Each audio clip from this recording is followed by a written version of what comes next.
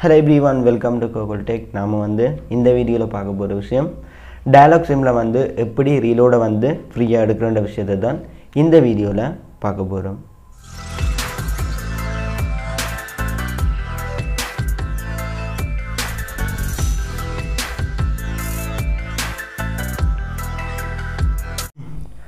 Okay, நான் லாஸ்டா ஒரு வீடியோ போட்டிருந்தேன். என்னன்னு சொன்னா Binance ஃப்ரீயாவே ஒரு gift தராங்க. எல்லாருக்கும் அந்த gift தராங்க.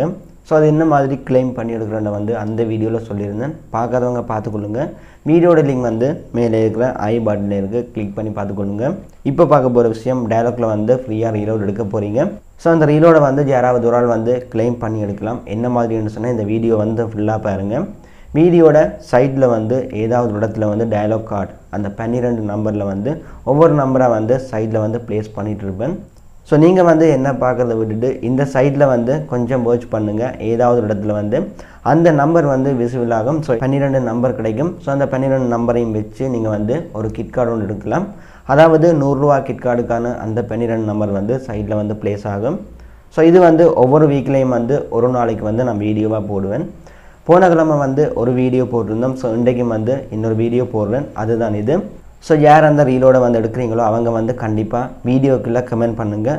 போன முறை எடுத்தவங்க கமெண்ட் பண்ணல. யாராவது இந்த 100 ரூபாய் ரீலோட எடுத்தீங்கன்னு சொன்னா வீடியோக்குள்ள கமெண்ட் பண்ணுங்க. அடுத்தவங்க இந்த சைடுல விசிட் பண்றத கொஞ்சம் குறைப்பாங்க. இன்னொரு விஷயம், வாட்ஸ்அப்ல என்ன மாதிரி அடுத்தவங்களோட ஸ்டேட்டஸை நாங்க வியூ பண்றது அவங்களுக்கு தெரியாம வியூ பண்றேன்றது தான் இந்த வீடியோல சொல்ல போறேன். சொல்லிட்டு இருக்கும்போது நம்பர் விசிபிள் ஆகும். ஓகே, என்ன மாதிரி வீடியோல பார்க்கலாம். வாங்க வீடியோக்குள்ள போலாம். ஓகே, இது ஒரு சின்ன வீடியோ தான். என்னன்னு சொன்னா வாட்ஸ்அப்ல உங்களோட ஃப்ரெண்ட்ஸோட ஸ்டேட்டஸை அவங்களுக்கு தெரியாமலே நீங்க எப்படி வியூ பண்றேன்றது தான் இந்த வீடியோல சொல்ல போறேன். சோ இப்போ இதுக்காக என்னோட வாட்ஸ்அப்பை ஓபன் பண்ணி கொள்றேன். ஓகே, வாட்ஸ்அப் ஓபன் பண்ணதும் இந்த மாதிரி தான் வரும். சோ இதுல பாருங்க மேலே 3 டாட் மாதிரி இருக்கு. இத கிளிக் பண்ணுங்க. கிளிக் பண்ணிட்டு இதுல பாருங்க செட்டிங்ஸ் ன்னு சொல்லி இருக்கு. இத கிளிக் பண்ணுங்க. ஓகே, இதையும் கிளிக் பண்ணதும் இப்போ பாருங்க அக்கவுண்ட் ன்னு சொல்லி இருக்கு. இத கிளிக் பண்ணுங்க. ஓகே, இப்போ பிரைவசியை கொடுங்க. பிரைவசியை கொடுத்ததும் இந்த மாதிரி வரும்.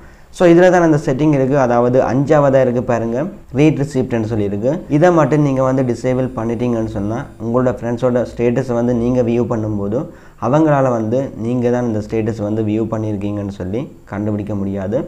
சோ உங்களோட நேம் அங்க விசிபிள் ஆகாது. நீங்க அவங்களோட ஸ்டேட்டஸ் பார்க்கலாம் அவங்களுக்கே தெரியாம.